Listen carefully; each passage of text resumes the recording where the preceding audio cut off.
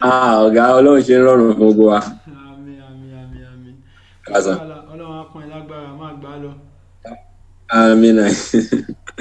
Àwọn fọwọ́ padà mítọ̀ pẹ̀lú bọ́ọ̀lù àná tó ló fẹ́ wò. Online mo ti padà wo Ta ló wìn? àwọn ọ̀nà máa ń yu. A ṣe yẹ̀yẹ́ pa lánàá. Ó nà ya wọn. Mẹ́ta bá kọ̀ tí ń ṣe yẹ̀yẹ́ lé mi máa ń fẹ́ gbọ́ update lórí ẹ̀. Ah, Ló tán Femlek ṣé mo sọ ká tó bẹ̀rẹ̀ gan lọ ti mú dé. Ẹ̀gà. Mo ti sọ fún Femlek pé iná mi ṣọ́ débi pé kí n tó bẹ̀rẹ̀ class mo máa mú dé. So ní ìsìn láì waste time since the 10 ti lù bóyá a máa bẹ̀rẹ̀ class yẹn báyìí and everybody máa pa camera wọn so èmi nìkan ni màá wà tí camera tèmi nìkan ló máa wà available so ní ìsìn everybody mute mic kọ́ dẹ̀ pa camera wọn. Up nepa. Ẹ̀yẹ̀ rí ìmúsọ mi bá wọn múlé ká tó bẹ̀rẹ̀ jẹ́ má pa kándù torí iná ìbà ti bí jákújákú ayé wa kú then charge laptop okay so ní ìsìn everybody pa camera àti mic wọn ọ̀gá Femlek. Up nepa o. Látàárọ̀. Mo sáré lọ mú nǹkan kan nínú ilé ní tá mo wà torí network ní ọ̀dọ̀ wa yẹn ó ṣe bàtọ̀ bàtọ̀. Kò sí wàhálà bàtí sẹ́yìn bá ti ń gbọ́ mi clearly ó ti Yes sir. Mo ń gbọ́ yín báyìí dáadáa. tó bá ti ń gbọ́ mi clearly tó ṣe kókó jù nìyẹn. Ó yá Mr. Femlek ẹ bá bọwọ́ lù. So nísìnyí class a fẹ́ ṣe lénìí ó dá lórí component tó wà lórí motherboard. Mic ta nìyẹn.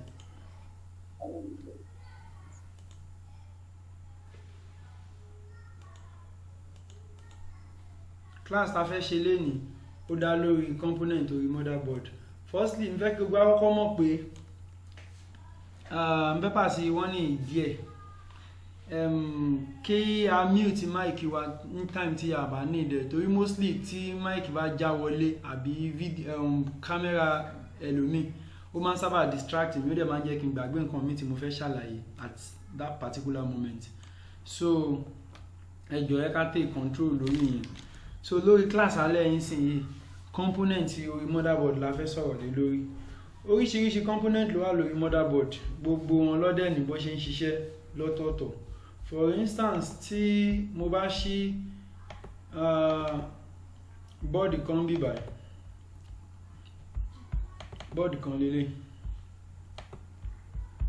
oríṣiríṣi component ló wà lórí ẹ̀ gbogbo wọn dẹ̀ ní bó ṣe ń ṣiṣẹ́ lọ́tọ̀ọ̀tọ̀ tí ò papọ̀ so tí a bá wá ṣí àwọn component yìí gbé fúnra wọn àbí tá a bá ṣí wọn lò síra wọn iṣẹ́kíṣẹ́ ló máa ṣe bí ìgbà tí ó bá jẹ́ pé mo ní mo fẹ́ ṣe ọbẹ̀ mo wá mú ibi tí mo ti nídìí láti lo maggi mo wá fi iyọ̀ sí automatically kò ń ṣe outcome tí mo fẹ́ kò ń ṣe taste tí mo fẹ́ get ni màá rí tàbí tó bá jẹ́ situation tó yẹ pé okay mo nídìí òróró láti fi sí nǹkan mo wá fi ordinary omi sí 100% kò ń ṣe expectation mi ni mo máa get gẹ́gẹ́ bá ṣe ń dáná tí gbogbo ingredient ní tán ní iṣẹ́ tí wọ́n tadẹ̀ láwọn ingredient kan tó yẹ pé wọ́n wà substitute fúnra wọn bẹ́ẹ̀ náà ni ọ̀rọ̀ component ṣe rí ìgbà míì wà tá bá ń dáná tá bá ní ìdí epo a lè lo òróró ó lè má jẹ́ exactly nǹkan tá fẹ́ o tàbí kéèsì míì gan ó máa fẹ́ dáa ju nǹkan tá fẹ́ gan lọ pókè tí bá tún lo òróró máa get more of what I want depending on nǹkan tí èèyàn bá fẹ́ but in the case tí n bá need láti lo bóyá mo need something lubricant tí mo wá ń lo omi 100% kò múra wọn so the same thing goes for the other ingredients bíi spice bíi maggi iyọ̀ and co so the point here is gbogbo motherboard components ni wọ́n ní iṣẹ́ ẹyọ kọ̀ọ̀kan tí wọ́n design fún wọn àbí wọ́n ní iṣẹ́ tí wọ́n design fún wọn tó bá ti wá di wípé àwọn mix wọn up issue máa wà so firstly tí n bá di motherboard mú a máa ń ní front side àti back side of the motherboard. Basically ibi tí ó bá jẹ́ ibi tí processor wà la máa ń sábà refer sí as back side, torí tí mostly tẹ́ bá tú board ẹ máa notice pé tẹ́ bá fẹ́ lọ yọ heatsink ẹ̀yìn ló máa ẹ máa ní láti yọ board yẹn sókè tẹ́ máa lọ yẹ lẹ́yìn, òun la fi máa ń pè ní back side. Àwọn ẹlòmíì máa ń refer sí wọn as component side and soldering side. So the main one to easy is front and back, that is time tí ẹ bá ibi tí heatsink wà ìyẹn máa jẹ́ back side wa. So firstly tí n bá wo àwọn component yìí gẹ́gẹ́ bí mo ṣe ti show picture ń bí báyìí, oríṣiríṣi component ló wà. A ní capacitor, a ní resistor, a ní diode, a ní transistor, a ní JFET, MOSFET, IC, a ní inductor, a ní fuse. Connector on sábà ṣe kò ń really ṣe component, but a máa jẹ́ for this class a máa refer as component náà ṣàbọ̀ kò ń ṣe component. A ní pad, a ní switch, a ní pad yìí náà ń ṣe component, a ní crystal, but a máa ṣàlàyé gbogbo ẹ̀ ní ẹyọ kọ̀ọ̀kan. Firstly tí ẹ bá wò dáadáa, capacitor lélẹ́yìí ní orí motherboard wọ́n máa ń represent capacitor with C or PC, òun ló bí eléyìí tí ẹ̀ ń wò níbí báyìí.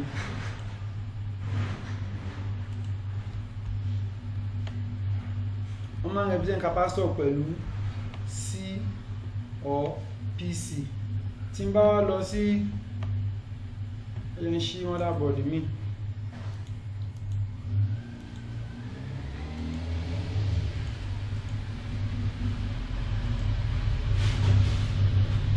ọ̀kín ti dé pẹ̀lú power bike. Oh serious, oh serious.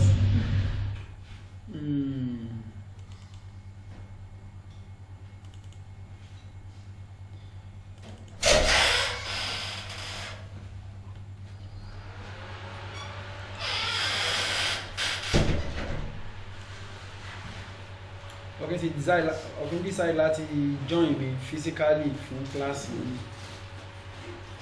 so although ó late ó ti wọlé. So gẹ́gẹ́ bí mo ṣe ń sọ lọ, tẹ́ bá wo àwọn component oríṣiríṣi ni wọ́n wà lórí motherboard. Sí mo sọ fún yín pé wọ́n fi ń represent capacitor or PC. N fẹ́ fi example capacitor wọ̀nyí, tẹ́ bá wo gbogbo ìgbà yìí capacitor ló wà ń bẹ̀.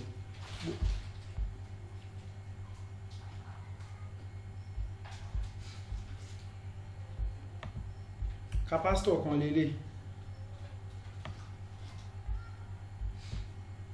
tàbí download directly.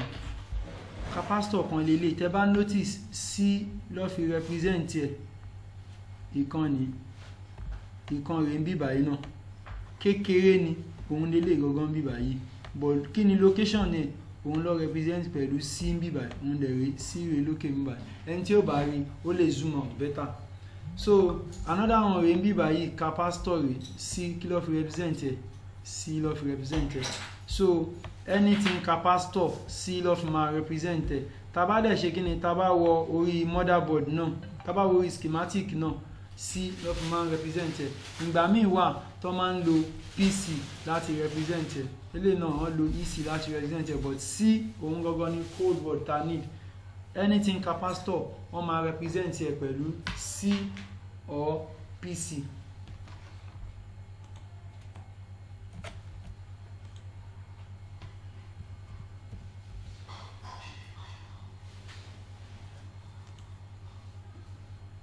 Oríṣiríṣi capacitor la ní. A ní àwọn capacitor tó jẹ́ polarized one, a dẹ̀ ní àwọn capacitor tó jẹ́ pé wọn ò ní polarity. Tá bá sọ pé capacitor tó wà polarized, that is capacitor tó ní positive and negative side. Tó bá jẹ́ capacitor tó wà polarized ni, tó bá jẹ́ capacitor, for instance nísìnyí eléyìí polarized lélẹ̀, eléyìí non polarized lélẹ̀. Kí la mean by non polarized? Kò ní positive and negative. Sorry, mo ti ṣe mistake. Eléyìí non polarized lélẹ̀, eléyìí polarized lélẹ̀. Tó bá jẹ́ polarized ni, at this part of the capacitor ó máa jẹ́ negative and other part of the capacitor mi báyìí ó máa jẹ́ positive. Ìyẹn la fi ń refer as polarized. So tá bá fẹ́ gbé eléyìí sórí motherboard, this particular polarized, gbogbo àwọn eléyìí tí mo fi hàn yín bí báyìí non-polarized ni wọ́n ní positive and negative. Tá bá fẹ́ gbé eléyìí sórí motherboard, tá bá gbé sórí board wrongly, ó máa bridge board wa, board yẹn máa short. So ó máa ní positive and negative, I mean by polarized, and èyí tí ò ní positive and negative ní non-polarized. So symbol capacitor òun lélẹ̀ lórí schematic. Tẹ́ bá wọ schematic bẹ́ẹ̀ ṣe máa rí tó máa label ẹ̀ ní tó máa draw ẹ̀yà rẹ̀, and wọ́n dẹ̀ lè rotate ẹ̀ again kọ́ yà báyìí kò matter, ṣáà ó máa ní line méjì kíkan máa jọ. Tó bá dẹ̀ jẹ́ ti the other one tó jẹ́ polarized one, bóun ṣe máa wà lélẹ̀. This part of it ó máa jẹ́ negative and this part of it ó máa jẹ́ positive. Wọ́n lè rotate ẹ̀ again by pé kọ́ ṣe báyìí.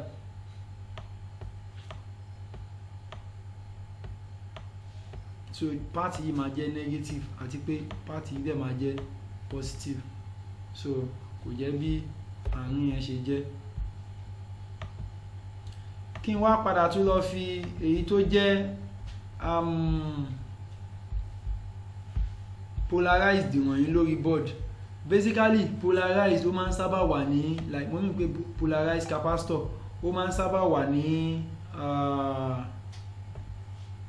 output àwọn coils tá a sọ yẹn. Tẹ́ bá notice wọ́n so capacitor kan mọ́ gbogbo ẹ̀ ní output, àwọn ló wà ń bẹ̀. Irú eléyìí sì tó wà ń bí báyìí polarized one ni, but màá zoom out dáadáa kẹ́ ẹ lè rí, kí n snap eléyìí náà. So after this mo lè tún wá another set of capacitors for better understanding, but this time around polarized ni màá wá. Ibi báyìí tẹ́ bá wo àwọn capacitor ilé, àwọn náà C ló fi máa ń represent wọn lórí motherboard. Ibi báyìí wọ́n kàn ṣe twist díẹ̀ ni, wọ́n fi PT represent ẹ̀. Professionally, or let me say schematically, this is not right. T yìí wọ́n kàn feel láti lo word to whom, but anybody bá wà familiar pẹ̀lú capacitor á mọ̀ pé C lélẹ̀. Tẹ́ bá bẹ̀rẹ̀ sí ní check board, tẹ́nibọ̀dì bá ń board dání, ta ló ń board dání náà? Èèyàn kan ló ń board dání. Kẹ́ni náà confirm kí ni wọ́n fi locate capacitor, àwọn capacitor yìí lọ́dọ̀ tiẹ̀. Wọ́n kọ anything sí ara board yìí. Wọ́n kọ anything sára board. Ṣé àwọn board tí wọ́n kọ anything sí yẹn, tá bá fẹ́ sọ a máa ní pé board yẹn kò ní board print. Kí ni à ń refer sí as board print? Àwọn location yìí ta fi máa identify pé ibi báyìí ló wà lórí board, ibi báyìí ló wà lórí schematic. Irú eléyìí sì wọ́n kọ PWBTN, that is power button lọ sọ fún mi yìí. But board tí ó bá ti ní board print wọ́n ní fún mi ní àwọn clue yìí. Eléyìí wọ́n kọ LCD, that is screen mi ló máa connect mọ́ bíbá ẹ̀. Ṣóyé, so board tí ó bá ti ní àwọn kíní white tó fi kọ àwọn alphabet yìí, àwọn gbogbo àwọn eléyìí location lórí board àti lórí schematic ni ó ń sọ. A máa ń try tá a fẹ́ communicate, a máa sọ pé board yẹn kò ní board print, and mostly àwọn máa ń complex láti ṣe torí kò rọrùn fún wa láti mọ location ẹ̀, even though tó bá provide schematic ẹ̀, and in most cases irú board yẹn wọ́n ní release schematic ẹ̀, a ṣe máa padà wá síbẹ̀. But nǹkan tá à ń try àti sọ bí báyìí kò ju wípé tó bá fẹ́ represent capacitor sí òun ló fi máa ń represent capacitor. Jọ fún mi dà. Okay. Sí ló fi máa ń represent capacitor torí fóònù mo fi ń lo network ní kó má lọ disconnect. Ó ṣe. So ìyẹn kò jẹ́ bí àárín yẹn ṣe jẹ́ lórí capacitor. So quickly kí n wá sáré for picture purpose in case ẹ bá fẹ́ make a reference kí n sáré mẹ́jẹ. So ní ìsìn tí n bá ń sọ̀rọ̀ pé polarized capacitor, àwọn tí mo mean òun lélẹ́yìí. Tí n bá lọ sí bọ́ọ̀dì mi máa fi hàn yín, but instead tí máa fi sí bọ́ọ̀dì mi máa bọ́ sórí topic mi, but tí n bá ti wá sí bọ́ọ̀dì mi máa fi hàn yín lórí ẹ̀ náà.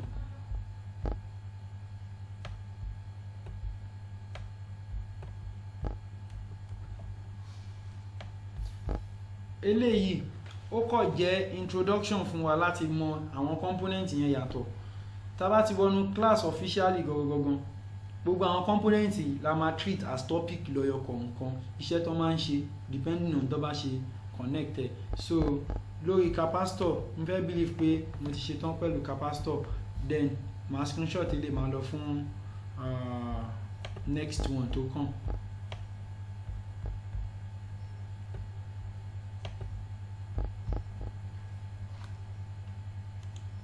So ní ìsinyìí tẹ́ bá wo board beta nísinyìí ẹ ti dá capacitor mọ̀. Àwọn capacitor kan náà wà tó tún máa ń rí báyìí mo nígbà tí analyze ẹ̀.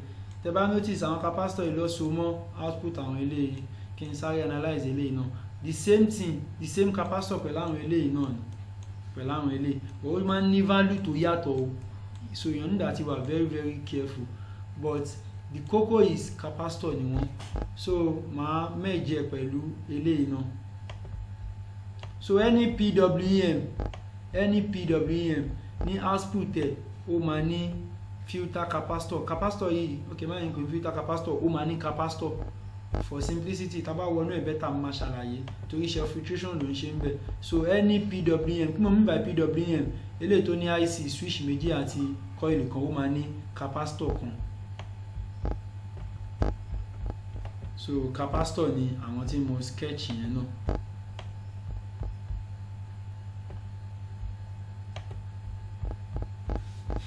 So fún next one ká mú resistor gbọ́. So resistor ni next component lórí motherboard. Resistor yìí náà ó wà very very important lórí motherboard tá bá ń sọ̀rọ̀ repair. Oríṣiríṣi fault máa ń wá tó yẹ pé as a result of resistor ni. Kí dẹ̀ ni resistor?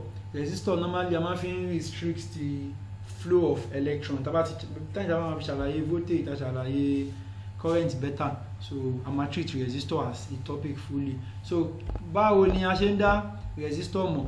Generally mo ti sọ pé tá bá fẹ́ dá component mọ̀ lórí board a máa mọ̀ by labeling tí wọ́n fún.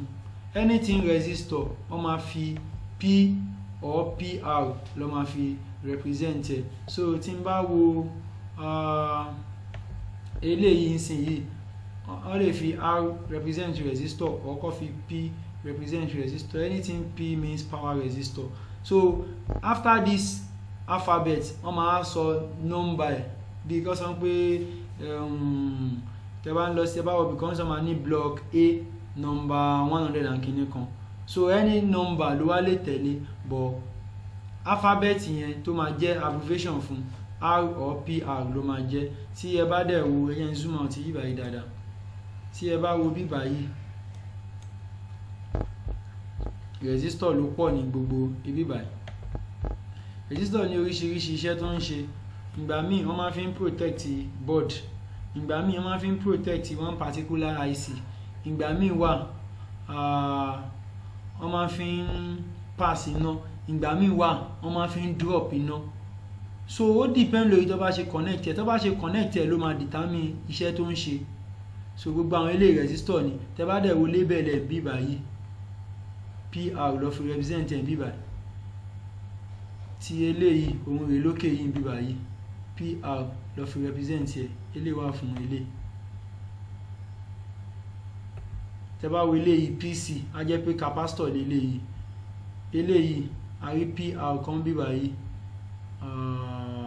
resistor kan lára ǹdí yìí báyìí ni.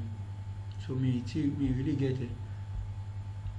So ní báyìí náà capacitor PR ó means resistor, PC ó mean capacitor, PR ó mean resistor ìmí. Tí máa ń láti twist the body tí máa fẹ́ understand yìí báyìí better.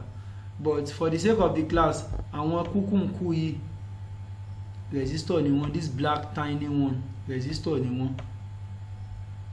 Tẹ́ bá lo schematic ẹ lè get it better tó bá fẹ́ rújú.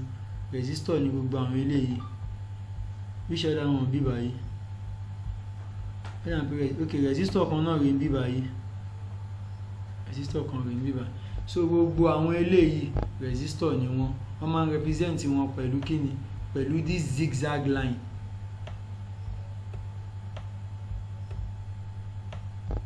Symbol resistor òun leléyìí.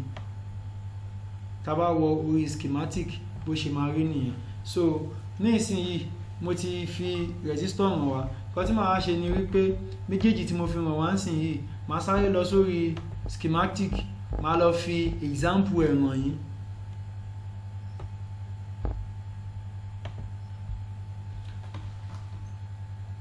So yìí by schematic yìí náà, schematic body yìí náà ni màá lò for better understanding. Lè change the body náà tí màá ti fẹ́ ṣe any other one. So body tí mò ń ṣí ń bí báyìí tí mò ń pè ní resistor yìí, mo ti ṣí schematic ẹ̀ ni mo ṣí yìí. Resistor máa ń ní oríṣiríṣi value, so ó lè jọra wọn, kò mean pé kankan náà ni wọ́n value wọn máa 100% value wọn máa ń sábà yàtọ̀, ó máa ń yàtọ̀ síra wọn, they are not the same thing. So for instance tẹ́ bá wo gbogbo àwọn eléyìí tí mo tò kalẹ̀ ń bí báyìí, àbí jẹ́ ń wà mí tí a lè jọ get number easily. Eléyìí wọ́n ti lẹ paper mọ́ bí báyìí, alphabet yẹn ò show dáadáa. ń wá resistor máa ń pọ̀ dáadáa lórí board. Ẹ jẹ́ ń lo eléyìí, ẹ wo ibi báyìí, tẹ́ bá wo ibi báyìí resistor kan rere wọ́n pè ní R3717, resistor kan náà leléyìí wọ́n pè òun ní àti bẹ̀rẹ̀ 10 minutes, wọ́n pè eléyìí ní R4202, òun leléyìí tiẹ̀. So ṣe ń pé méjèèjì yìí wọ́n jọra wọn, so a máa type méjèèjì, a máa wò bóyá the same value ni wọ́n lórí schematic. Kí ni eléyìí? R4202, R4202. So value eléyìí ní tiẹ̀ òun leléyìí 1k resistor.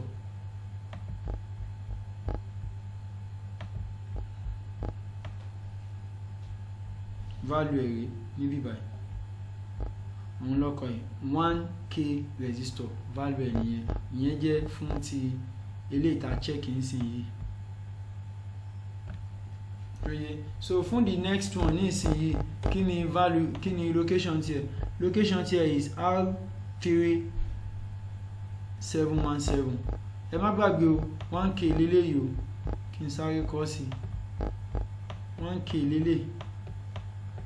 So the next one tá fẹ́ wò ń sìn yìí R3717, R3717 tí mo gbà R3717 yá òun dà ń bí báyìí. Ok, òun ni eléyìí. Tẹ́ bá wo value eléyìí tiẹ̀, value tiẹ̀ ó ju eléyìí lọ, value tiẹ̀ is 10k, òun lélẹ́yìí mi báyìí 10k resistor, òun ni R tó wà níwájú ẹ̀ yìí, symbol ẹ̀ lélẹ́yìí mi báyìí, value ẹ̀ lélẹ́yìí mi báyìí. So eléyìí is 10k. So therefore pé à ń wò tọ́jọra wọn, tọ́jọ rí kúkúǹkù bákan náà, kò mean wípé bákan náà the same value nàbí iṣẹ́ kan náà lọ máa ṣe. Tẹ́ bá rò pé mo notice pé ibà yìí bóyá based on ọlọ́run fún wa fún ṣe wá jẹ́ physical damage, ọ̀kẹ́ mo notice pé eléyìí ó damage physically, wọ́n pé àjẹ́ lọ wá black kan kí n fi sí. So wrongly to down ó sure ó máa totally wrong, because gbogbo wọn lọ ní value wọn lọ́tọ̀ọ̀tọ̀. So ó ní bí wọ́n ṣe máa ń confirm value wọn. Tí wọ́n bá fẹ́ confirm value wọn, ẹ máa place meter sí, mo ṣe example ẹ̀ fún yín lánàá, positive òun ò ní polarity, so anywhere lẹ lè fi probe yín sí tẹ́ bá fẹ́ check wọn. So leg kan ó lè wà ní other side, bóyá bí kábà ń sìn pé multimeter mi lélẹ́yìí.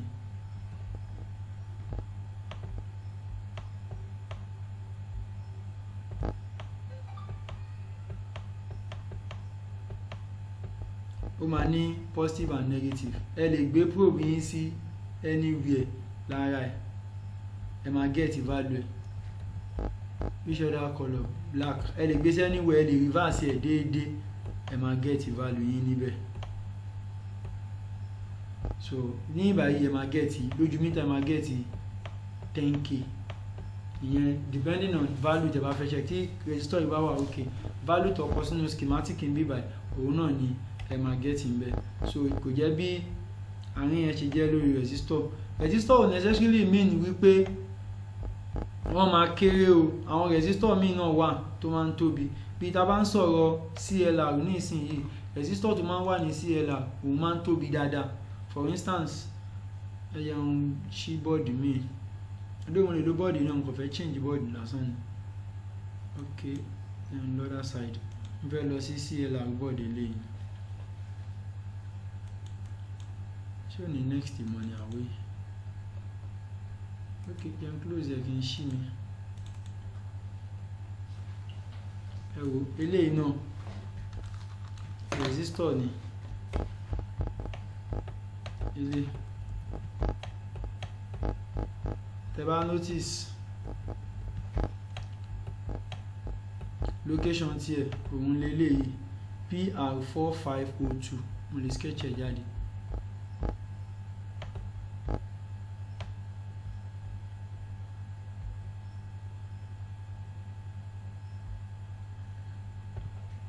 so kò jẹ́ bóun náà ṣe jẹ́ lórí resistor so resistor nìyẹn eléyìí sim tẹ́ bá lọ wo lórí schematic bó ṣe máa sketch ẹ̀ lílé symbol resistor tó máa fi sketch ẹ̀ nìyẹn so resistor necessarily mean wípé ó máa kéré so lórí resistor mo fẹ́ believe pé mo ti clear part yẹn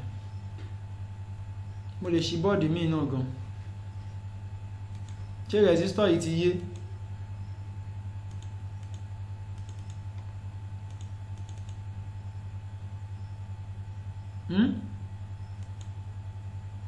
Oye.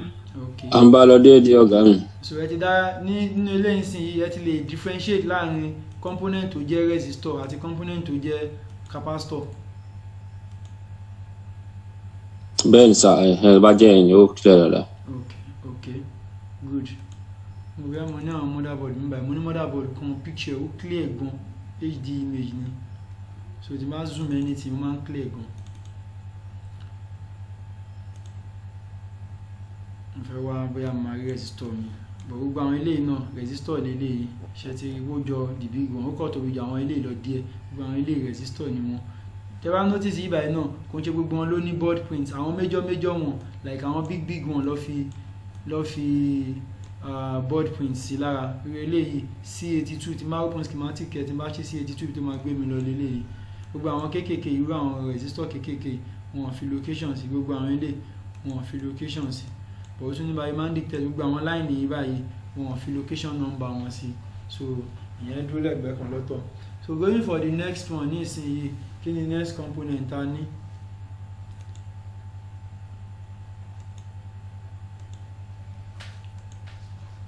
next component ta ní òun ni diode tí n bá zoom out ìgbóyè kó wà náà image yìí ok kò tiẹ̀ ní ìgbémọ̀ dáhùn láwọn ìgbémọ̀ wà kiri next component ta ní òun ni diode kí dẹ̀ ni mo ti ṣàlàyé díẹ̀ nípa diode mo dẹ̀ sọ fún yín náà pé kíláàsì a kò fi ṣe introduction sí àwọn component yìí ní diode ni a lóríṣiríṣi diode méjì a ní Zener diode àti normal diode bàbá ń sọ̀rọ̀ diode generally ó máa ń jẹ́ kí iná kọjá sẹ́gbẹ̀ẹ́ kan kò dẹ̀ kí ń jẹ́ kí iná kọjá sí other side but tó bá jẹ́ Zener diode òun máa ń jẹ́ kí iná kọjá ní ẹ̀gbẹ́ méjèèjì but ó ní condition tí iná máa fi kọjá ní ẹ̀gbẹ́ ta ní inú gbọ́dọ̀ kọjá yẹn in Zener diode lélẹ́yìí ìyàtọ̀ tí ojú wípé normal diode tóun bá jẹ́ symbol báyìí with another straight line Zener diode òun máa rí báyìí lórí schematic Zener diode àti normal diode wọ́n máa ń jọra wọn Zener diode lélẹ́yìí so Zener lélẹ́yìí if the same place náà ni eléyìí ni negative eléyìí ni positive positive eléyìí òun rèé negative eléyìí òun rèé àwọn kan sọ pé eléyìí kò lè jẹ́ kí iná kọjá ń bíbà yìí kò ní gbà eléyìí òun máa jẹ́ kí iná kọjá but ó máa reduce some amount of iná yẹn bóyá for instance tó bá jẹ́ pé bí 19 volt ló fẹ́ gba bíbà yìí kọjá iye tó bá máa jáde lára ó lè máa ju 14 tó máa kù lọ mọ́ so òun náà máa ń ṣiṣẹ́ pé a fẹ́ fi drop voltage so tí n bá bá bí 19 báyìí tí mo bá bóyá bí 13 14 depending on value of this diode tó bá lò màá mọ̀ pé yes okay diode mi ò ní issue kí o kò jẹ́ pé màá bìrì pé torí mi ò bá iná bí báyìí o iná tó pé ń báyìí kò pé ń báyìí mọ́ no so bọ́rọ̀ diode ṣe rí nìyẹn tàbá dẹ̀ ń sọ̀rọ̀ diode báwo ló ṣe máa ń rí basically diode ẹsẹ̀ méjì ni diode máa ń ní but tí ó bá di pé wọ́n ti ń fi diode méjì mẹ́ta wọ́n ti ń pa wọ́n pọ̀ sí ojú kan òun ni ó máa ń di pé àwọn máa bá tó máa ní ẹsẹ̀ bóyá bíi mẹ́ta mẹ́rin ṣóyé but basically gogogogogogon diode ẹsẹ̀ méjì ló máa ní, the positive side and the negative side. Tá bá lọ wo inú ẹ̀yàn bí àmì lè rí motherboard kankan ṣí ká sáré wo inú ẹ̀ kí n tó log out. Kí ni representation ti diode? Wọ́n máa ń fi D àti PD represent diode ní tiẹ̀. D àti PD ló fi máa ń represent òun. A máa log out nísìnyí àbí kí n log out fún ara mi.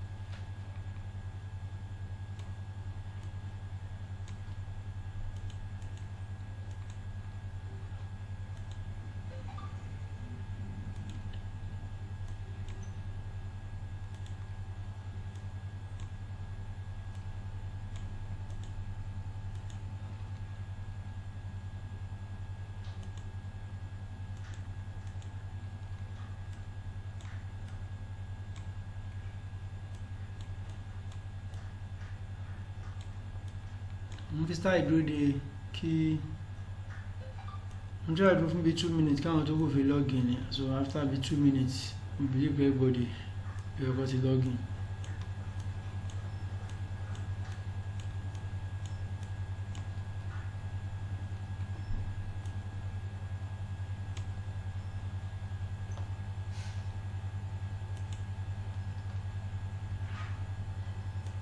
Náà pé a máa continue from here.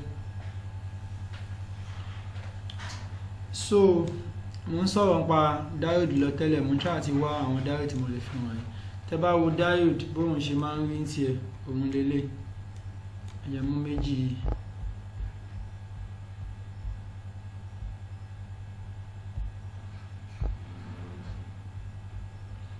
Okay.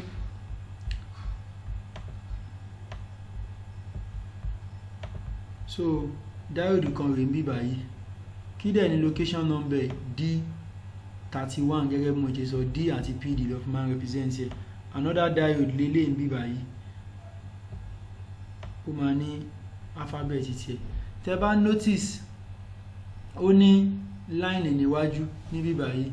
That is the positive side of the diode.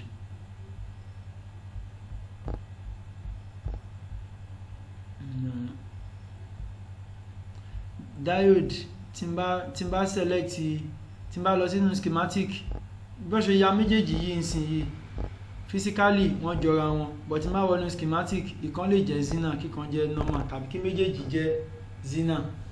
So ní ibi báyìí tí n bá okay jẹ́ méje léyìí rèé níbí báyìí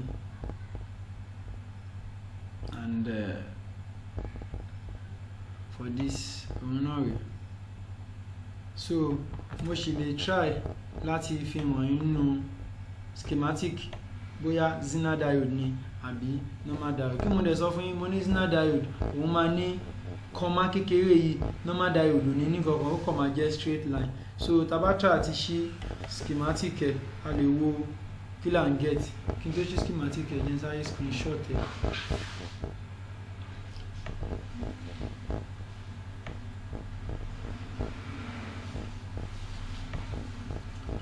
So òun ni mo ti analyze síbẹ̀. So the next thing now is okay mi fẹ́ fi hàn yín nínú schematic. Òun mo ṣí náà dà pé compact motherboard Okay, schematic ẹ̀ ní image ẹ̀ rèé. So kí ni location? A ní kan D30 kan D31, so D30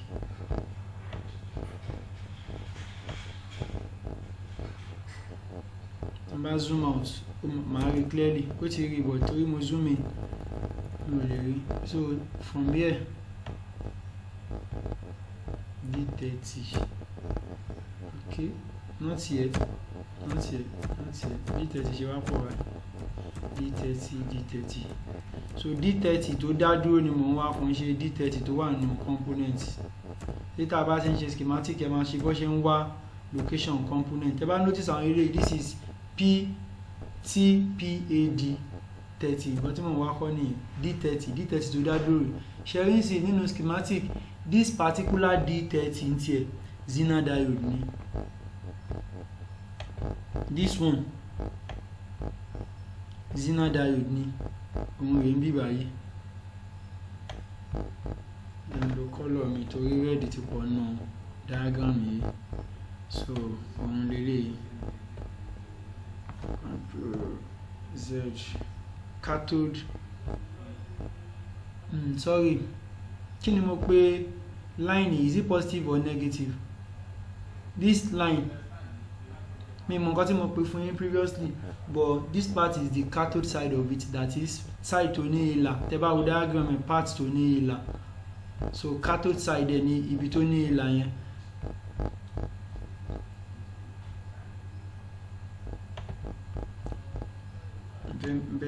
Méjèèjì, so òun lélẹ́yìí. Tí máa jíṣẹ́ lórí schematic ń sìn, mo ti mọ̀ pé ní anode ẹ̀ ń gbọ́dọ̀ bá 3 volt, anode ẹ̀ lélẹ́yìí tí màá bá 3 volt tí n bá ń ṣiṣẹ́ lórí ẹ̀. So ibi báyìí iṣẹ́ tó ṣe kílé tó fi connect ẹ̀ báyìí, tá bá ti bẹ̀rẹ̀ sí ní sọ̀rọ̀ nípa component, a bẹ̀rẹ̀ sí ní understand why tó ṣe connect ẹ̀, bó ṣe máa ṣiṣẹ́. So kò jẹ́ bí àárín yẹn ṣe jẹ́. Next thing sì máa take screenshot eléyìí, wá dẹ̀, and again a máa confirm second one. Kí ni second one jẹ́?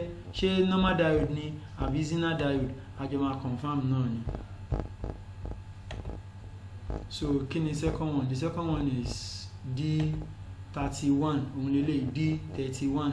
So màá type ẹ̀ sí ìbàyí D31. Ìbàyí normal diode ni the second one, òun lélẹ́yìí normal diode. So for reference purpose màá kọ́ sketch ẹ̀ jáde sí ìbàyí, òun rèé, and this one màá zoom out. Okay, má jẹ́ zoom out torí previous one tí mo ti ṣe ẹ̀ lè rí yàtọ̀ wọn síra wọn.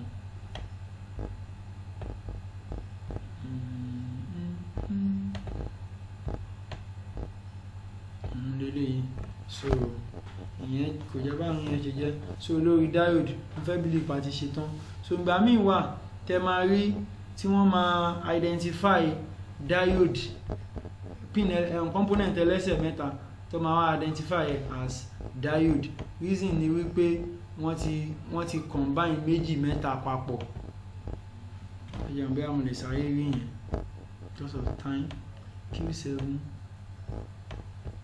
Tẹ́ bá notice eléyìí sìn yìí tí mo kọ́ rí tí mo fi kó ní ẹ̀, wọ́n kọ Q7. So torí Q lọ́kọ síbẹ̀ kò ń ṣe D, so kò ń ṣe diode. Ó lè jọra wọn lóòótọ́, bí yẹn náà ṣe máa rí nìyẹn, but ìyàtọ̀ tó wà níbẹ̀ ni wípé mo ti rí alphabet ọkọ sí pé kò ń ṣe D, so kò ń ṣe nǹkan tí mò ń wá. Eléyìí náà Q24 ń kọ́ diode kan lélẹ́yìí D35. Eléyìí Q23 kò ń ṣe diode. Mi lọ sórí motherboard mi tí màá rí mi báyìí. Okay, nothing. Then the other side of the board. Okay.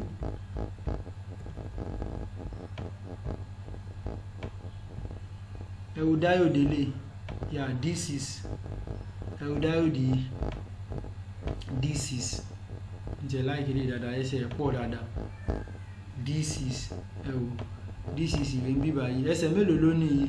Ó ní ẹsẹ̀ mẹ́fà. 1, 2, 3, 4, 5 and 6. So tí n bá wá sí inú schematic ẹ̀ tí mo wá kọ D6 síbẹ̀ ká tó rí máa pẹ́ tó yá alphabet tó yẹ D6 kọ́lọ́njà tètè because of the class D6 torí ibi tí D6 máa wà as alphabet okay good àrí ẹ wo nínú component yìí diode mélòó ló wà ń bẹ̀ 1 2 3 4 so bó ṣe ń bíbà yóò ju wípé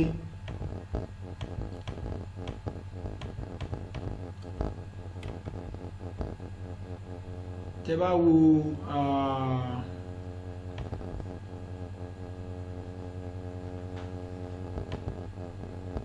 bá wo location number òun lélẹ̀ D6 location number ilé òun lélẹ̀ D6 pin number 1 ẹ̀ tó jẹ́ diode tẹ́ bá wo pin number 1 and 6 diode kan ní lọ́tọ̀ pin number 1 and 6 again diode kan ní lọ́tọ̀ pin number 3 and 5 diode kan ní lọ́tọ̀ tẹ́ bá wo pin diode yẹn òun ni another one pin diode yẹn òun ni so therefore bí component yìí ṣe wà ń bẹ̀ diode ni but diode mẹ́rin ló kó sínú òun nìkan àwọn ẹsẹ̀ wọn òun dẹ̀ lélẹ́yìí tí n bá fẹ́ mẹ́jì ẹsẹ̀ wọn fún yín pin number 1 ó máa lọ bá pin number 1 pin number 1 mi rèé bíbá yìí ní bíbá yìí pin number 1 yìí ibi tí dot bá ti bẹ̀rẹ̀ component ibẹ̀ ni pin ẹ̀ ti bẹ̀rẹ̀ so ní bíbá yìí pin number 1 tiẹ̀ òun lélẹ̀ pin number 1 òun lélẹ́yìí so tí n bá fẹ́ mẹ́jẹ láti bíbá yìí pin number 1 mi òun ni so pin number 2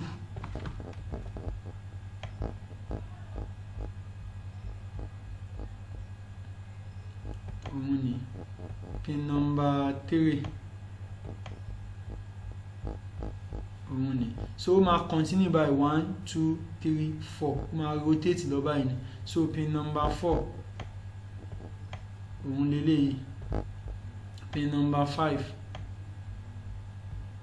òun lélẹ́yìí and finally pin number 6 òun ni last pin bí báyìí so kò jẹ́ báyìí yẹn ṣe jẹ́ so ṣé diode ti yé everybody báyìí.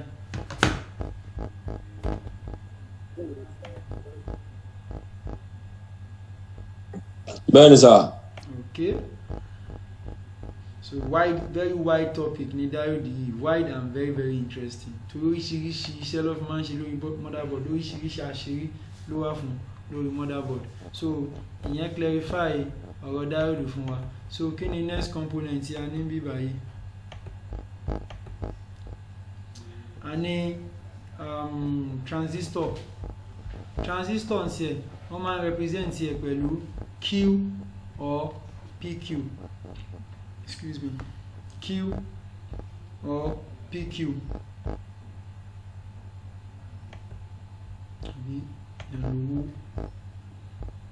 where's my change color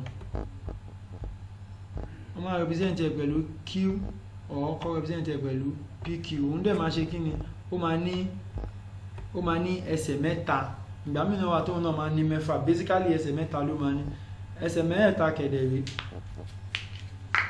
nínú ẹ̀ ó máa ní pààtì kan tó jẹ́ base pààtì kan máa jẹ́ emitter pààtì kan máa jẹ́ collector symbol tí ẹ̀ lélẹ́yìí lórí motherboard so tẹ́ bá wá sí inú motherboard basically wọ́n máa represent òun náà pẹ̀lú okay kí mo ní picture mi ń bá no okay jẹ́ ní picture ilé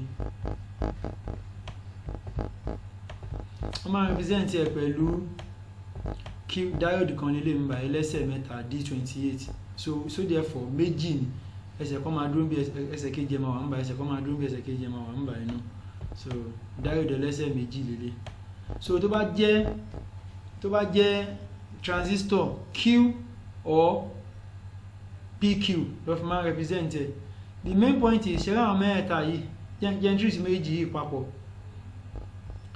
because méjì yìí the same symbol ló fi máa represent wọn where is the picture méjèèjì yìí the same symbol ló fi máa represent wọn Q or PQ ló fi máa represent òun náà but iṣẹ́ wọn yàtọ̀ eléyìí ń ṣiṣẹ́ fún game of current ìyẹn transistor èyí JFET òun ṣiṣẹ́ fún game of voltage òun tiẹ̀ a máa ní nǹkan tó ń pè ní PNP àti NPN that is positive transistor àti negative transistor ó ní bó ṣe ń ṣiṣẹ́ they are working on principle of high logic and low logic even JFET náà òun náà ṣiṣẹ́ lórí principle of high logic and low logic èyí tó ń fi wá ní collector, emitter and base as pin. Tó bá jẹ́ pé JFET ni òun máa ní source, gate and drain. A máa farabalẹ̀ treat ẹ̀. So méjèèjì ń sìn máa kọ́ lọ sínú schematic máa wá lọ, but lórí board tẹ́ bá fẹ́ dá mọ̀ Q or what's it called, PQ ló fi máa represent méjèèjì. Even MOSFET náà Q or PQ ni, but ìyàtọ̀ tòun máa fi hàn yín. So schematic tí mo ti ṣí tẹ́lẹ̀, lórí náà tí mo ti close ẹ̀, màá ṣí the same schematic board yìí, màá lọ generally màá kọ́ máa wò lẹ́yìn àpẹẹlẹ náà la ṣí ìmọ̀ board táwọn wò lọ́wọ́ máa.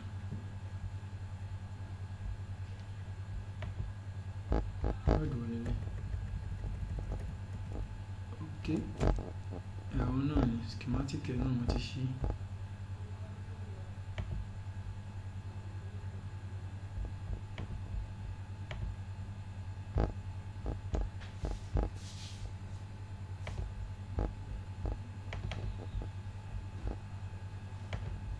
So ní ibi báyìí a kò máa wò generally bóyá a máa rí anyone.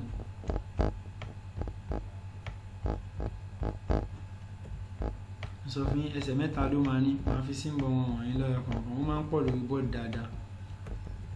Yẹn lọ sínú motherboard ibi tíṣẹ́ ti bẹ̀rẹ̀ ní motherboard gbogbogbò. Wọ́n máa ń bí báyìí. Nítorí pé òun náà máa ń ní ẹsẹ̀ mẹ́fà. Ẹ wo ilé ìsìn yìí tí wọ́n ní mass Q3 lórí schematic yìí, òun lélẹ̀. Òun tiẹ̀ JFET lélẹ̀. Báwo mo ṣe mọ̀? Torí symbol ti JFET rẹ̀, ẹ rí diode tó wà nínú ẹ̀, ẹ dẹ̀ rí arrow yìí. JFET ń tiẹ̀ òun máa ń ní oríṣi méjì náà bí the other one ṣe ní PNP àti NPN. Àwọn farabalẹ̀ treat ẹ̀. JFET òun máa ní P channel àti N channel bí positive and negative náà ni. N channel ń ṣiṣẹ́ pẹ̀lú high voltage, P channel ń ṣiṣẹ́ pẹ̀lú low voltage. But the main point I need that more is Q ló fi máa represent here for now. Ẹ̀ṣìdìyẹn mú Q ló fi máa represent here. And again tẹ́ bá wò ó máa ní gate, drain àti source nínú. So tó bá jẹ́ pé the other one ni ó máa ní emitter, base àti collector, òun lòun máa ní. N fẹ́ rò bóyá mo lè sáré rí ọ̀rọ̀ kan quickly.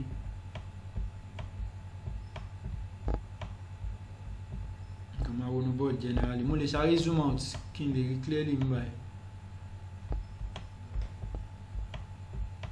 Ok, mo ti rí ọ̀kan ń báyìí. Òun lélẹ̀ ń tiẹ̀, òun lélẹ̀ ń báyìí. So òun máa ní emitter, symbol tiẹ̀ lélẹ̀. Òun máa ní emitter, base àti collector. Èyí báyìí wọ́n kọ́ sí ìbàyìí, tẹ́ bá wo ìbàyìí wọ́n lè bẹ̀rẹ̀ ń báyìí. But tẹ́ bá wo drawing méjèèjì yìí ẹ máa rí pé ìkọ̀ọ̀kan náà ni wọ́n. So ó máa ní base, collector, emitter ẹ̀ tó fẹ́ kọ òun ló jáde lábẹ́ ìbàyìí. So ó máa ní base, collector àti emitter. So gbogbo iṣẹ́ tó bá máa ṣe, bóyá ó máa on ni bí switch la ṣe máa ń lò wọ́n, bóyá ó máa on ni àbó máa off, ó máa wà determined by this base. Báwọn ṣe máa ń ṣiṣẹ́ nìyẹn. Tó bá dẹ̀ jẹ́ ti JFET náà, bóyá yẹn náà máa on o àbó máa off o, ó máa wà determined by the gate. Iye voltage tó bá wà ní gate ló máa determine kí ni iṣẹ́ tí wọ́n máa ṣe. So voltage tí èèyàn bá ń troubleshoot board, tá a bá check gate wọn, a ní voltage tá à ń expect láti bá ń bẹ̀. Tí a bá other voltage ń bẹ̀, iṣẹ́ mi ló máa ṣe torí bó ṣe design ẹ̀ nìyẹn. Logic ló fi ń ṣiṣẹ́. Tí bí bàbá high kì í ṣe báyìí, tí bí bàbá low kì í ṣe báyìí.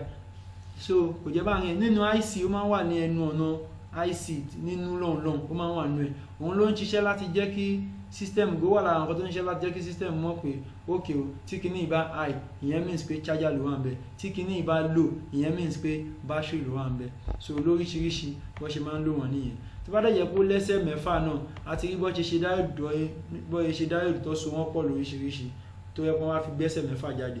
Tó bá máa ní ẹsẹ̀ mẹ́fà torí mẹ́ta lòun ní, automatically kò sọ̀rọ̀ lórí ẹ̀, méjì ló máa wà nínú ẹ̀. So kò jẹ́ bí àárín yẹn ṣe jẹ́. Ṣó yé wa?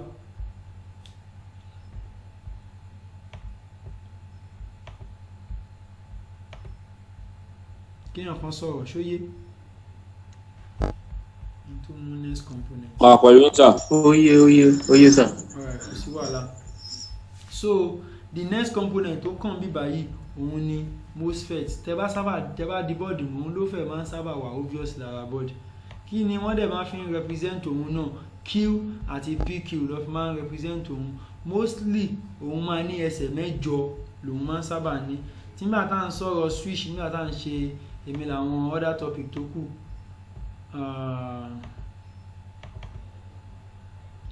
nígbà tá à ń sọ̀rọ̀ pé wọ́n máa ní di switch kan, wọ́n máa ní di what's it called, wọ́n máa ní di switch méjì.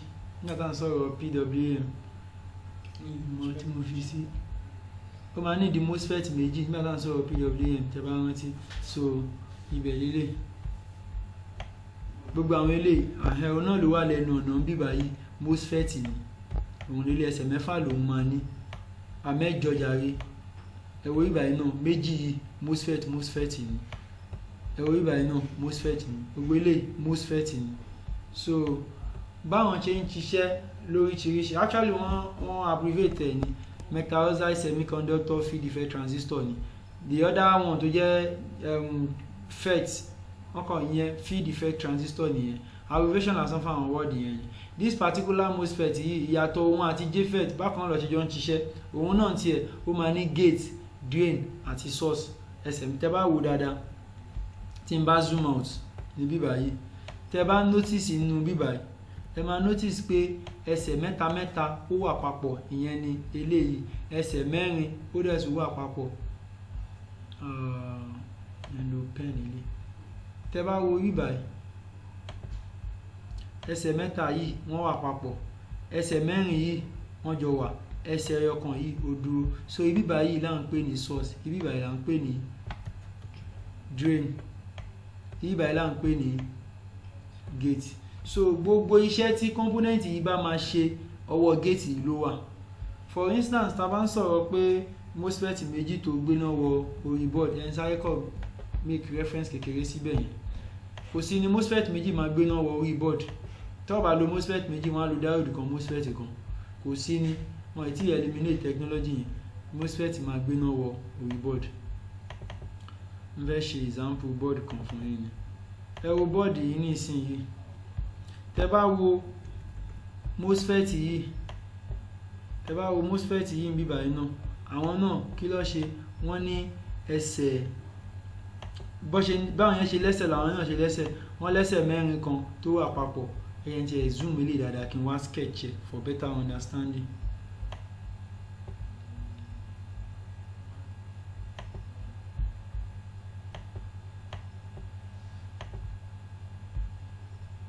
Then lo black should be fine. Ẹwọ ẹsẹ̀ mẹ́rin yìí ó wà papọ̀, wọ́n dẹ̀ jọ lẹ̀ pọ̀. So eléyìí ni drain fún eléyìí. Ẹ wá wo ẹsẹ̀ mẹ́ta yìí, wọ́n jọ wà papọ̀, eléyìí ni source. Ẹsẹ̀ ẹyọkan eléyìí òun ni gate eléyìí. Tẹ́ bá wo eléyìí ń bíbá yìí, ẹsẹ̀ mẹ́ta tiẹ̀ òun lélẹ̀. So òun ló jẹ́ source fún òun. Eléyìí ẹsẹ̀ mẹ́rin yìí òun ló jẹ́ drain fún òun. Eléyìí ó jẹ́ gate. So in most cases, ṣe rí gbogbo charger àti battery yọ ń sọ̀rọ̀ ibi tí àwọn component yìí lọ́ fi ń control ẹ̀. Torí tá bá fẹ́ control gbogbo àwọn component yìí, value tí ó bá wà ní gate yìí, àwọn gate yìí, voltage tó bá wà ńbẹ̀ ló máa determine báwọn lè ṣe máa ṣiṣẹ́. For instance, tí kò bá sí charger ní ìdí laptop mi, jẹ́ kí battery nìkan ló wà ńbẹ̀, iná battery yẹn ò gbọ́dọ̀ dé ẹnu adapter. Torí pé iná battery yẹn ò gbọ́dọ̀ dé ẹnu adapter, ọwọ́ gate yìí ló wà. So tá bá control gate yìí, òun ni ò ní jẹ́ kí iná yẹn débẹ̀. But tí wrong voltage bá débẹ̀, òun náà máa ṣiṣẹ́ kíṣẹ́. And at the same time, tá bá fẹ́ tan board, tàbí tí problem bá wà lórí board, motherboard fúnra rẹ̀, ó máa ń fi iná tó bá wọ gate yìí, ó máa ń fi control ẹ̀ pé ọ̀gá problem ti wà, ó yá switch off. So kò ní jẹ́ kí 19 wọ orí motherboard mọ́, ó máa cut 19 yẹn based on nǹkan tó wà ní ibà. Tí laptop bá máa charge 100%, kò sí bó ṣe máa jẹ́, gate value yìí gbọ́dọ̀ correct. Tí gate value yìí tó bá ń ṣe ségesège, laptop yín kò lè charge láíláí.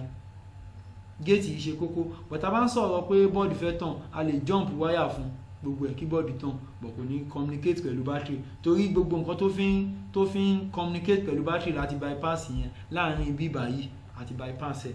So tí MOSFET náà bá ń ṣiṣẹ́, ó ní control ọwọ́ gate ẹ̀ ló wà. Gbogbo àpàdé àpamọ́ ẹ̀ ọwọ́ gate ẹ̀ ló wà. So ìyàtọ̀ tó wọ́n ní pé wọ́n fi ń handle higher voltage compare sí JFET low voltage lọ fi ń handle bóyá maximum of bóyá bí 5 volts. A ṣì lè sọ bẹ́ẹ̀, but MOSFET basically òun wà fún high voltage. MOSFET náà kẹ̀dẹ̀rẹ̀ òun náà ní ó ní P channel ó dẹ̀ ní N channel. So tó bá jẹ́ P channel ó ní bá ṣe máa trace ẹ̀, tó bá jẹ́ N channel ó ní bá ṣe máa trace ẹ̀. Báwo la ṣe mọ̀ bóyá P channel àbí N channel ni? Ó depend lórí tó bá ṣe connect ẹ̀, like ó máa ń ní diode nínú. Tó bá ṣe connect diode yẹn ló máa ń sọ ìyẹn ní 1, and secondly ó máa ń ní arrow nínú. Tó bá ṣe connect arrow yẹn náà ó máa ń sọ fún wa bóyá P channel àbí N channel ni. So for reference purpose màá screenshot eléyìí náà.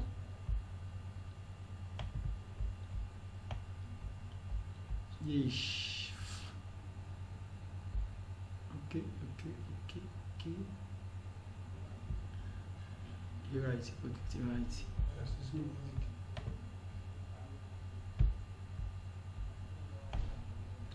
N best screenshot ní ìdẹ̀fẹ́ máa ṣe orí gbogbo. Mo bá yín ṣe program yìí.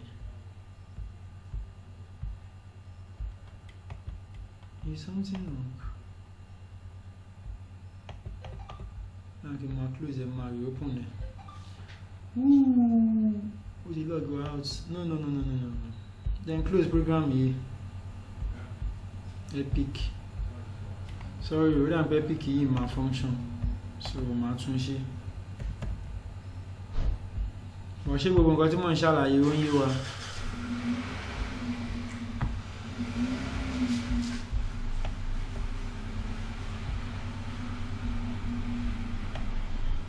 Ṣé gbogbo nǹkan tí mo ṣàlàyé ṣó yé wa?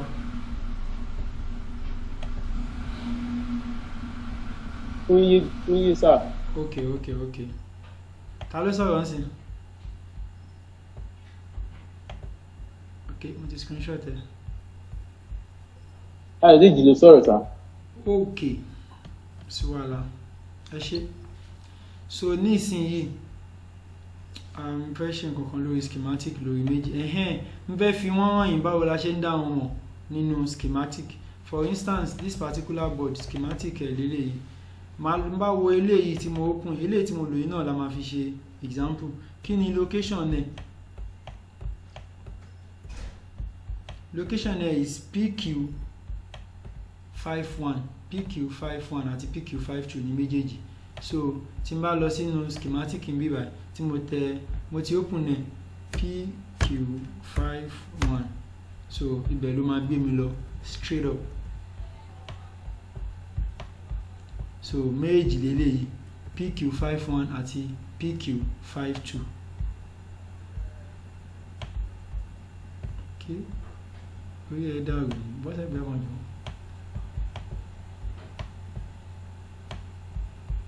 Okay, fẹ́ méjì wọn.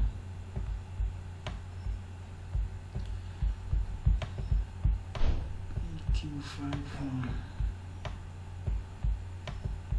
Okay, tẹ́ bá wo méjèèjì yìí nsìn yìí gẹ́gẹ́ bí mo ṣe sọ lẹ́ẹ̀kan, mo sọ wípé arrow tá máa fi ń dá wọn mọ̀ arrow inú ẹ̀ ní. Eléyìí nsìn yìí P channel ni, eléyìí náà P channel ni. Báwo mo ṣe mọ̀? Torí arrow ẹ̀ ó kọjú sókè. Ohun tó bá ti mú wọn tó bá connect this particular anode side, tó bá ti connect ẹ̀ mọ́ drain ẹ̀ dẹ̀ mọ̀ pé ẹsẹ̀ mẹ́rin ni drain tẹ́ bá gbàgbé. Ẹsẹ̀ mẹ́rin yìí ẹni tó ń fa làyẹn kó stop ẹ̀. Ẹsẹ̀ mẹ́rin yìí yẹn kọ́kọ́ clear gbogbo là tó wà lórí screen. Ẹni tó fa làyẹn kó stop ẹ̀. So ẹsẹ̀ mẹ́rin yìí òun ni mo pè ní drain. Ẹsẹ̀ mẹ́ta yìí òun ni mo pè ní source. Eléyìí dẹ̀ ni mo pè ní gate. So the same thing goes for the second one. This is PQ51. Tá bá wá sórí board ń bí báyìí, this is PQ51. So òun lélẹ́yìí. So ẹsẹ̀ mẹ́ta yìí níbí báyìí tó jẹ́ source ẹ̀ òun lélẹ́yìí. So ẹsẹ̀ mẹ́rin yìí tó jẹ́ drain ẹ̀ òun lélẹ́yìí níbí báyìí drain.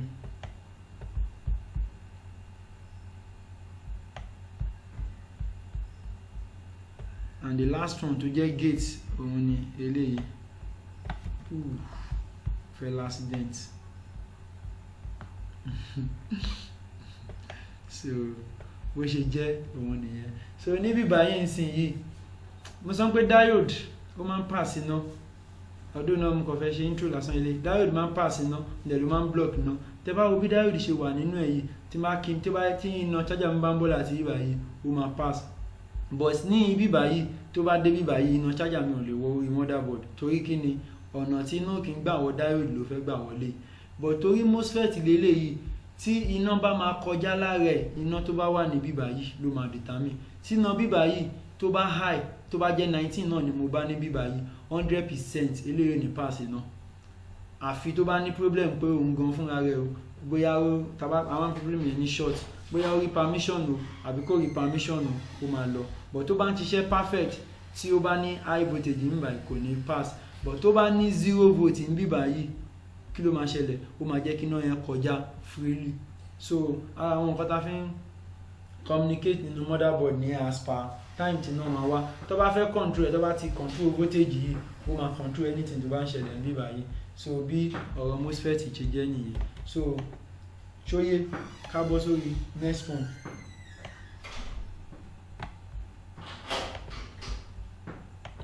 ṣóyé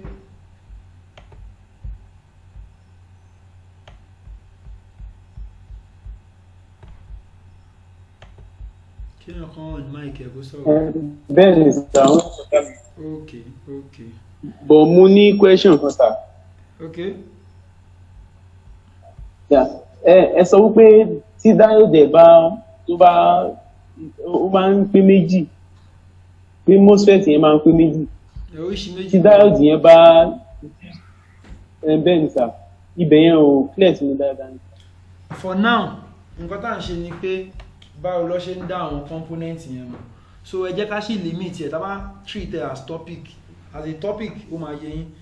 At least tá bá fẹ́ treat MOSFET a lè kọ́kọ́ bẹ̀rẹ̀ látòrí MOSFET ká tó dé MOSFET a ti máa treat topic gan, a ti máa understand transistor, a máa understand JFET ká tó yẹ ti pa kódà a ti máa understand diode fúnra ara ẹ̀ ká tó understand transistor ká tó understand JFET ká tó ṣe wá bọ́ sórí MOSFET. So gbogbo class mẹ́rin yẹn kò ń ṣe ọ̀rọ̀ class 4 hours tí n bá máa treat component mẹ́ẹ̀ta. So a kò lè mú lérèfé, but the main kókó now is kéèyàn dá mọ̀ lórí board pé ìyàtọ̀ ilé òun lélẹ̀ ìyàtọ̀ ilé òun lélẹ̀ with time èèyàn máa understand bí ẹ̀rọ kọ̀ọ̀kan wọ́n ṣe ń ṣiṣẹ́. So mostly àwọn engineer wọ́n máa pa mí lẹ́rìn jù gbogbo component orí motherboard IC ni àwọn gbogbo component orí motherboard transistor ni àwọn gbogbo component orí motherboard gbogbo tó máa ń gbóná controller àbí function spider IC ni, so wọ́n máa ń fọ́ ní nǹkan sí mi tí máa ń gbọ́dọ̀ máa ń sọ sí mi, but the point is at least ká dá component A mọ́ yàtọ̀ sí component B. ṣóyé. okay sir ó ti yé mi sir ẹ ṣé gan. Alright, so nínú what's it called wa image wa the next component is IC, but for now mo ní class kékeré kan tí mo fẹ́ take lẹ́yìn class yìí tí mo dẹ̀ ti assure wọn pé mo máa take ẹ̀.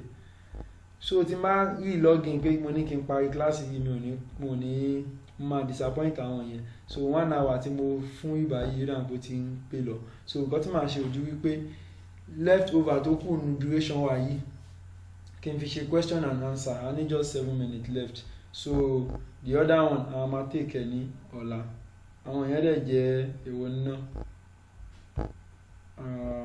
IC, inductor, fuse, connector, pad, switch, crystal. Ní pẹ́ lórí àwọn eléyìí náà èyí tí wọ́n fẹ́ gba time wa náà ní IC dẹ̀ ní pẹ́ lórí ọ̀gán náà torí introduction lásán náà ṣe. A máa treat IC as a topic entirely ká tó parí 7 days class wa. So any question? Àti pé mo ì tí jẹun jẹun ló pa mí.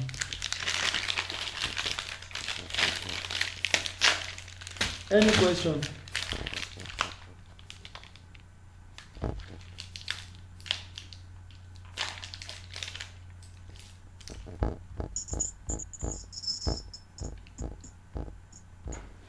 OJ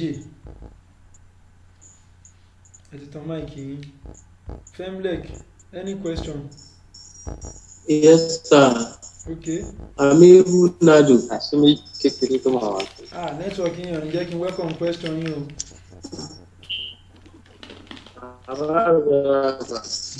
Alphabet Gasta. Question network. Well, who are interested, sir? Yeah. But my question is that doubt same range la máa set nípa ìsinmi àbí. Network yín ò dá Mi gbọ́ reply yín o. Network yín ò dá mi ò gbọ́ yín dáadáa. Ẹni tó bá Fẹ́rẹ̀ gbọ́ sílẹ̀ bá mi sọ. Mo ti ń gbọ́ báyìí. Ẹ̀yà mo gbọ́ Mo yín. ti ń gbọ́ sà. Èmi ni mo gbọ́ Okay, tẹ́ ń gbọ́ mi báyìí. Yeah. Okay, mo ní àwọn component yẹn èmi ní transistor, diode, MOSFET. Ṣé ta bá fẹ́ rí dẹ̀ lórí mítà ṣé the same range the same kí ni la máa set ẹ̀ sí àbí a máa change ẹ̀ in with different component a fẹ́ rí jì ní. Ó depend lórí component tẹ́ bá ń check but tá bá ń check diode, transistor, JFET, Okay. MOSFET gbogbo wọn diode range la máa ti check ẹ̀.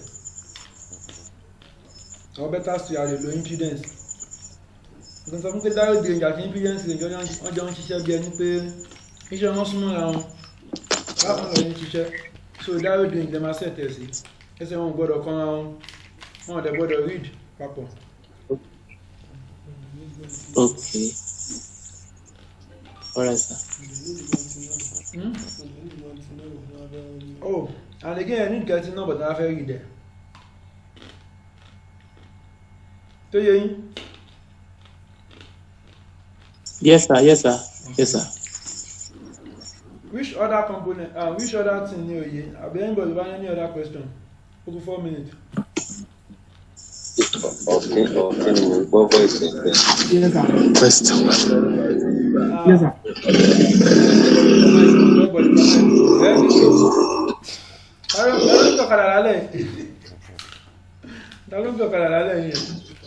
Yes, sir. Question one.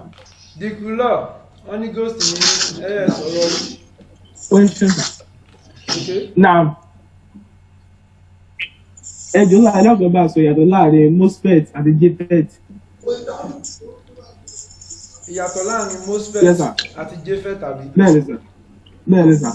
MOSFET àti JFET bákan náà lọ ṣe ń ṣiṣẹ́ but ìyàtọ̀ wọn ò ju wípé à ń lo JFET a fi ń control voltage kékeré a dẹ̀ ń fi MOSFET ó jẹ́ ẹ̀pá máìkì yín a dẹ̀ ń fi MOSFET a fi ń control voltage ńlá. JFET bóyá bíi 5 volts maximum around 5 volts are maximum but basically 3 volts 5 volts yẹn máa bá lẹ́nu JFET nìyẹn but MOSFET a máa bá bíi 19 anko ṣóyé even more than 19 gan. Yes, sir. Yeah. Any other question? Question one. Àtàníyẹn ọba gbàyè padà mo ṣe. Yes, sir. Sẹ́yìn lẹ́yìn kí ọ̀kadà. Bẹ́ẹ̀ question mi ó fẹ́ yàtọ̀ díẹ̀. Okay.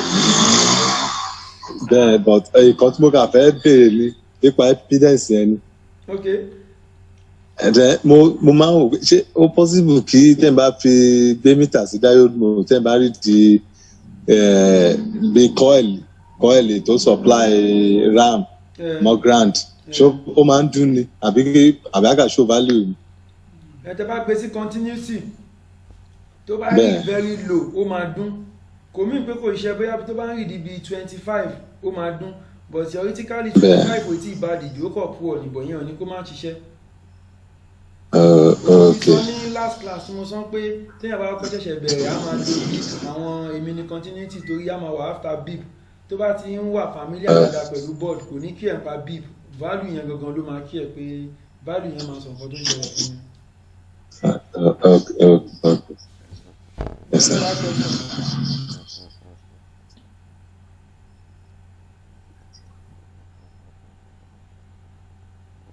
Tí a bá ní question mo a lè round off o. Èmi ní question.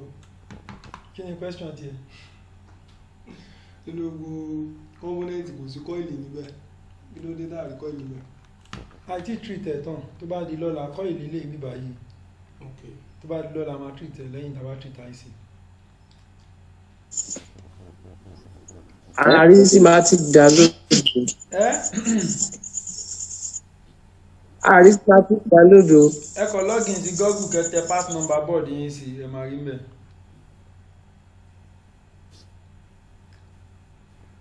ṣóyé. ọ̀kín ifá mú ọ o, mo ti gbóhùn rẹ o. Gbogbo wa ni. lẹ́kọ́ òun ló gbé power bank yẹn kan wọ́n máa gbé.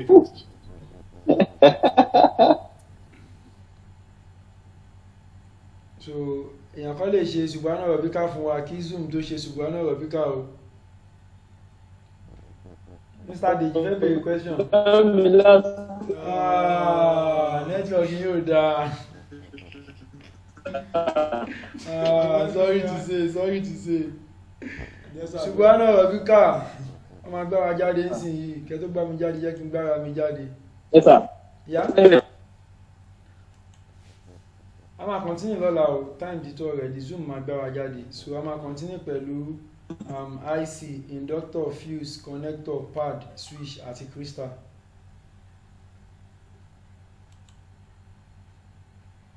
Zoom náà máa lóhun ọgbà kí n gbára mi jáde.